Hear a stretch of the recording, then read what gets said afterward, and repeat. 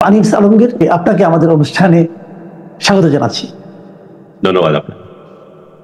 আমরা আজকে দ্বিতীয়বারের মতো বসলাম একসঙ্গে।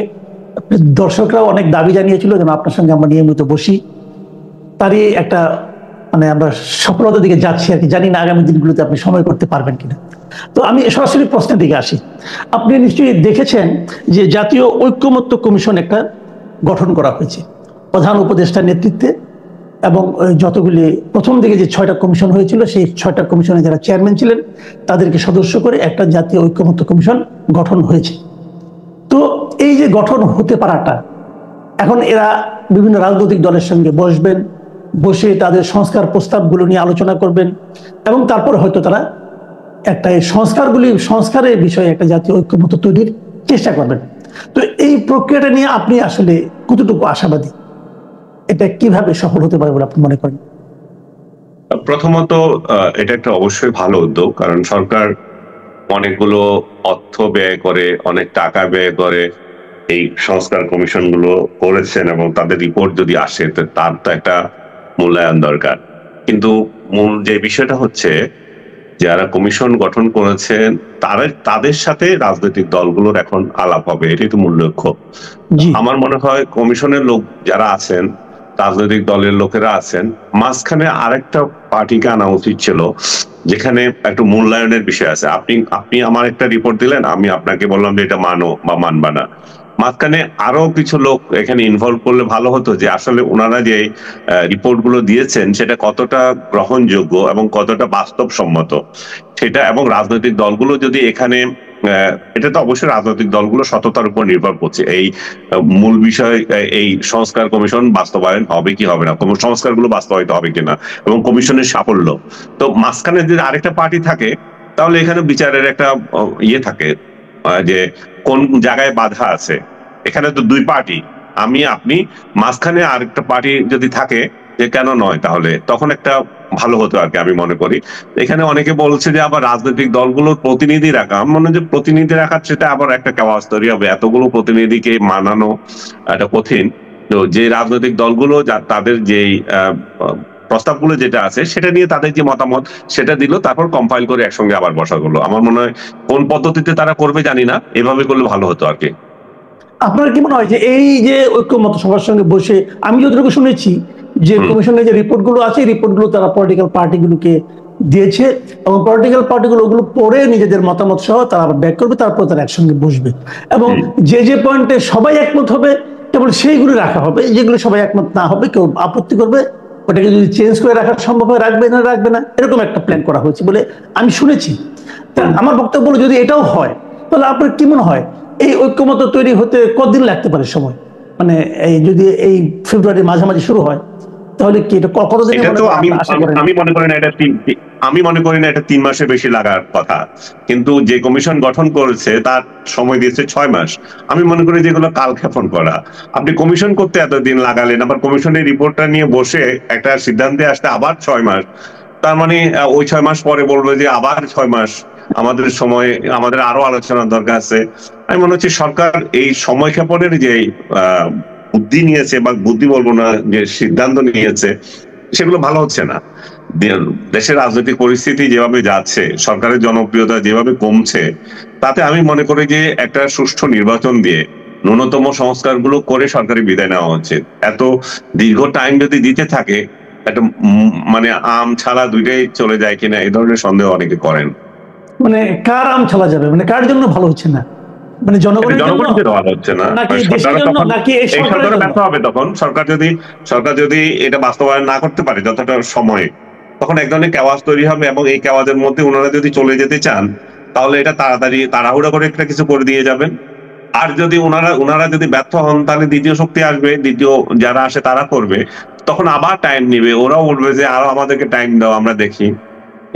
এইটাই চলতে থাকবে। কিন্তু আমার মনে হয় যে এই কাঠামোর মধ্যে যত তাড়াতাড়ি সম্ভব সংস্কার গুলো বাস্তবায়ন করে, গ্রহণযোগ্য সংস্কার গুলো বাস্তবায়ন করে নির্বাচন দিয়ে এই সরকারে চলে যাওয়া উচিত। আচ্ছা, যদি আপনি নির্বাচনের কথা বলেন, বিএনপি একটা কথা বলেছিল যে তারা ডিসেম্বরের মধ্যে নির্বাচন হবে বলে তারা প্রধান উপদেষ্টার কথা থেকে বুঝতে পেরেছেন, সেই ধরনের একটা ধারণা ওনারা দিয়েছেন সাংবাদিকদেরকে। আপনার কি মনে হয় ডিসেম্বরের মধ্যে কি আপনার বিবেচনায় নির্বাচন হওয়া সম্ভব? 100বার সম্ভব। এটা নির্ভর করছে আগে এই সরকারগুলো দেখেন না, কেয়ারটেকার গভর্নমেন্ট গুলো 3 মাসের মধ্যে যদি নির্বাচন দিতে পারে, এখানে 2 বছর লাগার কি হলো? ডিসেম্বর মানে হতো 1.5 বছর। 1.5 বছরও যদি পারবেন না, তাহলে আর কখন পারবেন?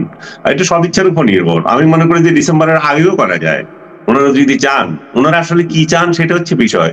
আমি সরি টু সে, আমি যদি এখন একটু সমালোচনা করে হয়তো অনেকে অন্যভাবে নেবে।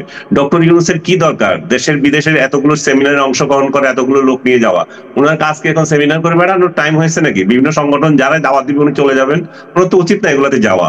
না, রাষ্ট্রের মধ্যে কি সমস্যা তৈরি হয়েছে? রাষ্ট্র, আমরা একটা যুদ্ধের মধ্যে আছি, আমরা একটা গৃহযুদ্ধ পরিস্থিতি, আবার সংস্কার নিয়ে আমাদের যে কর্মসূচি সেগুলো আমরা কিভাবে বাস্তবায়ন করব, আমাদের অর্থনৈতিক সংগ্রাম, আমাদের আইন শৃঙ্খলা সংগ্রাম, এই সময় গিয়ে আমি ইন্টারন্যাশনাল কতগুলা এটা কি বলে টকশো দোকানে গিয়ে কথা বলার তো মানে নেই। ডক্টর ইউনূস আমাদের নেতা হয়েছেন, ডক্টর ইউনূস বাংলাদেশের প্রাইড, এটা তো সবাই জানে।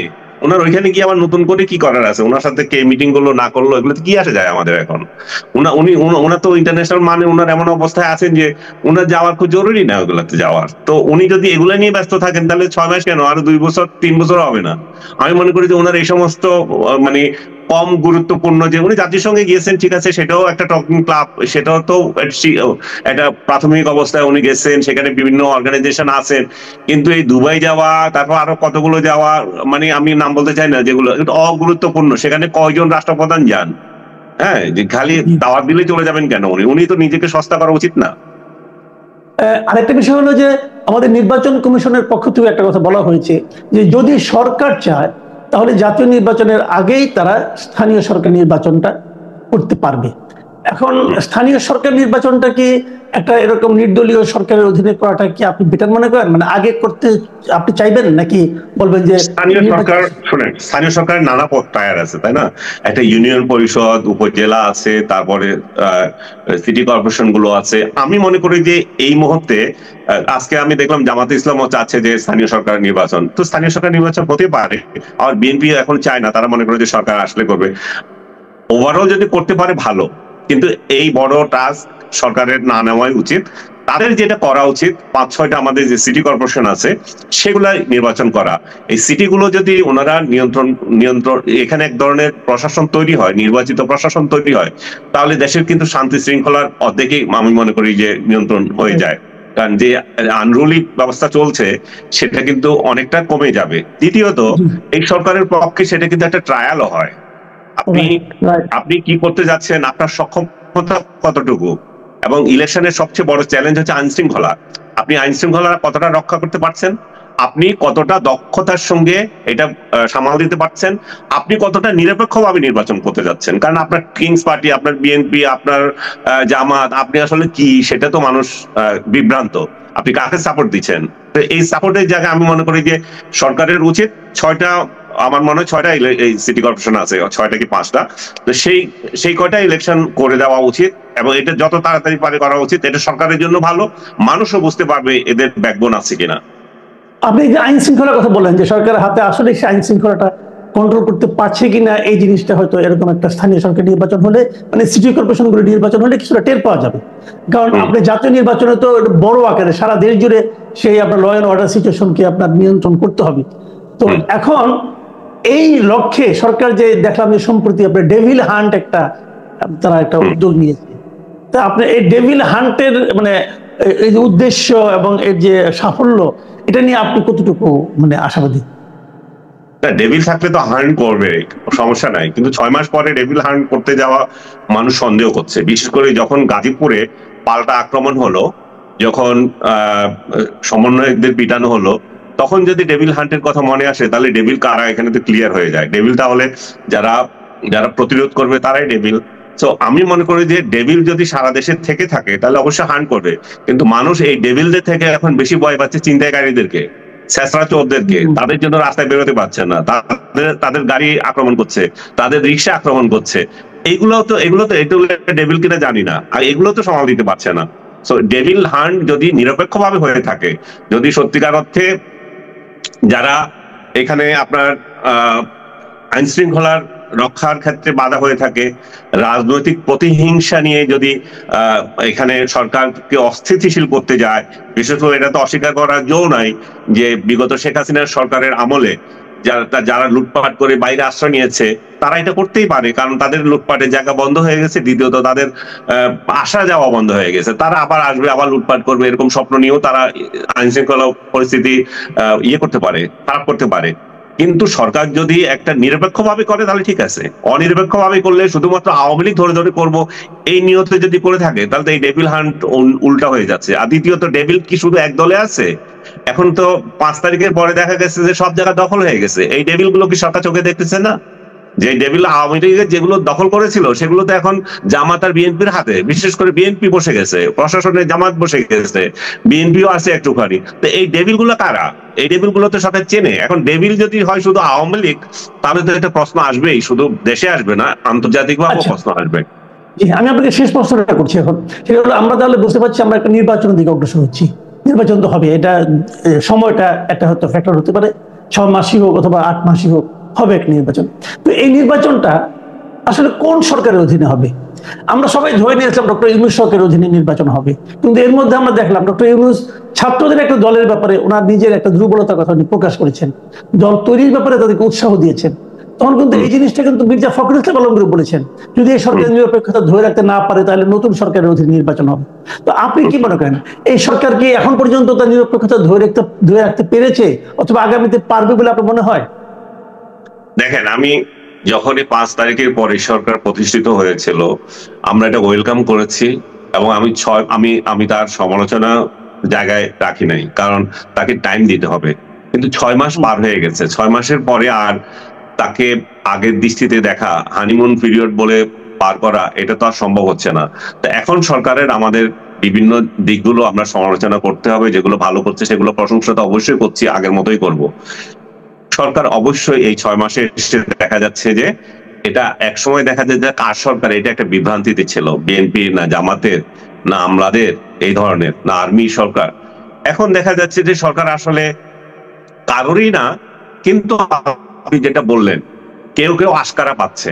এই যে ডেভিল হান্টের যে কর্মসূচিটা যেদিন আসলো সেটাতেও তো বোঝা যায় যে সরকার একটা বিশেষ পক্ষকে সুবিধা দিচ্ছে, এবং স্বরাষ্ট্র প্রতিমন্ত্রীর স্বরাষ্ট্র উপদেষ্টার পদত্যাগ দাবি করা হলো, তখন পরিস্থিতি আবার অন্যরকম হয়ে গেল। তো সবকিছু আমি মনে করি যে মানুষ বুঝে না তা না, মানুষকে এত বোকা ভাবার কোনো কারণ নাই। সরকার অবশ্যই তার নিরপেক্ষতা হারাচ্ছে।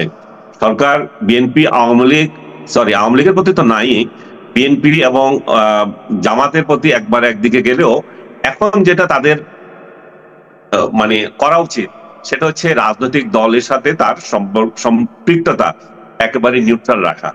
এখন যারা নতুন দল করবে তাদেরকে এই সরকার থেকে বাইরে রাখা, নতুবা বলে দেওয়া যে ভাই আমরা এদেরকে আনতে চাই, সরাসরি বলা, তাহলে সেটাও অন্য ধরনের একটা মিনিং হয় যে ওনারা বিপ্লব করছে, বিপ্লবের সরকার থাকবে, বিপ্লবী সরকারকে আমরা আনতে চাই।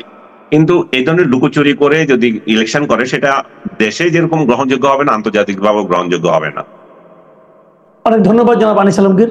প্রিয় দর্শক, আপনারা শুনলেন যে আমাদের এই সামনে যে সংস্কার নিয়ে যে ঐক্য কমিশন গঠন অথবা সামনে নির্বাচন, স্থানীয় নির্বাচন, সরকারের নিরপেক্ষতা, এই সমস্ত বিষয় নিয়ে সাংবাদিক আনিস আলমগীরের ব্যাখ্যা, এগুলো আপনাদের কাছে কেমন লাগলো আমি জানি না, তবে আপনারা আপনাদের মতামত জানাতে পারেন আমাদের কাছে, সেগুলো নিয়ে আমরা পরবর্তীতে আবার আলোচনা করব।